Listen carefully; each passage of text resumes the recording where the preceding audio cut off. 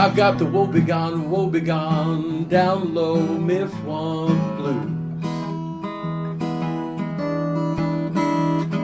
But grandfather's garden is the cure for the Mifwump Blues. Hi everyone, it's Brie, and I'm back for our final episode of Grandfather's Garden.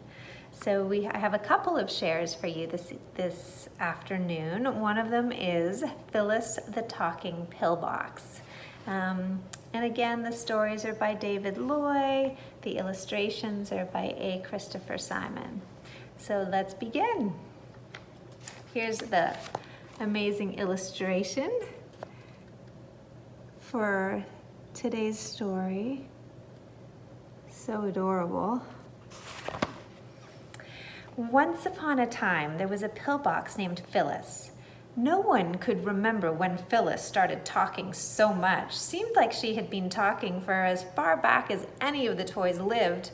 For Phyllis the pillbox had been retired from duty as a pillbox and was now one of numerous strange household objects that had drifted into the children's room and wound up being used by the children as building blocks and for other uses.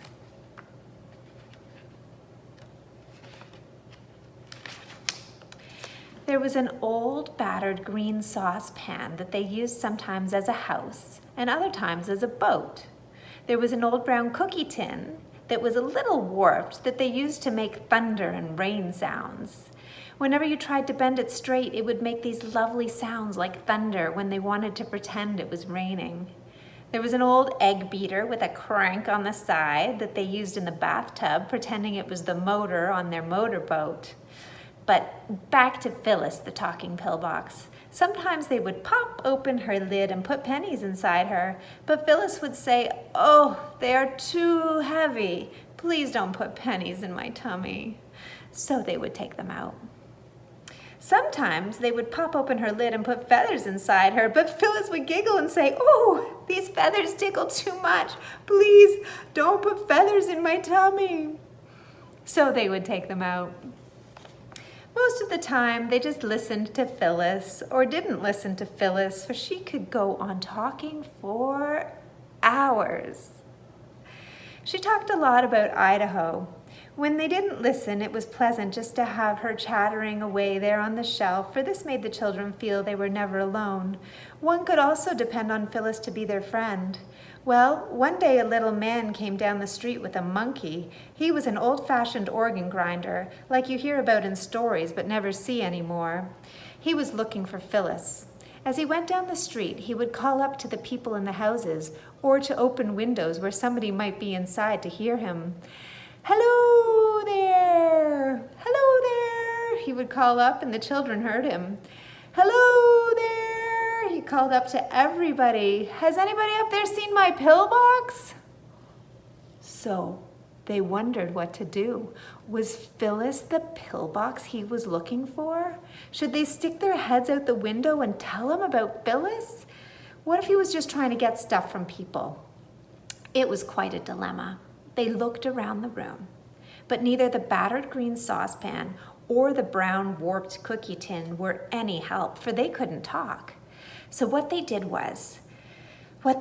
you see, the sun was coming up and it was Thursday, but the storyteller had fallen asleep and started to snore.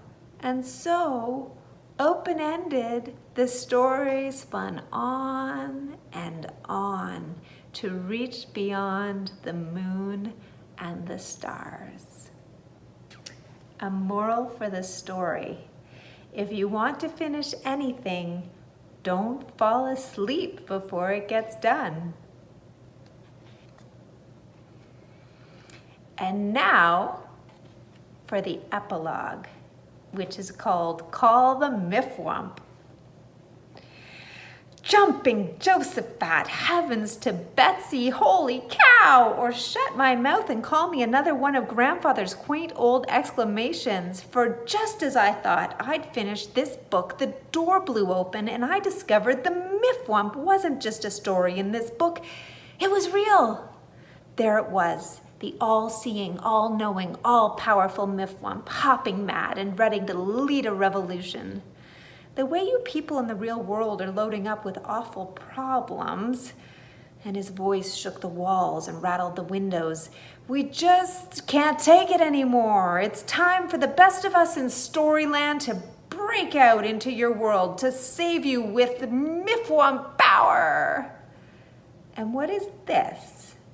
As I've learned to use Mifwump power in my own case, I've found that whenever I'm down in the dumps, fearful, apprehensive, anxious, or even reduced to despair, I just pick up this book and go back and reread one or more of Grandfather's stories.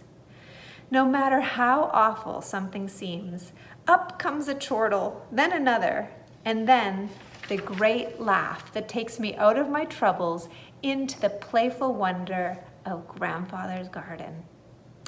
I think you're on to something, I told the Mifwump, but how can you get what seems to work for me out there to other people who need Mifwump power to help them keep going, even in the worst of times? Thereafter, out of the Mifwump emerged the gripping story of adventures as astounding as any of those Grandfather told us on those enchanted nights by the fire.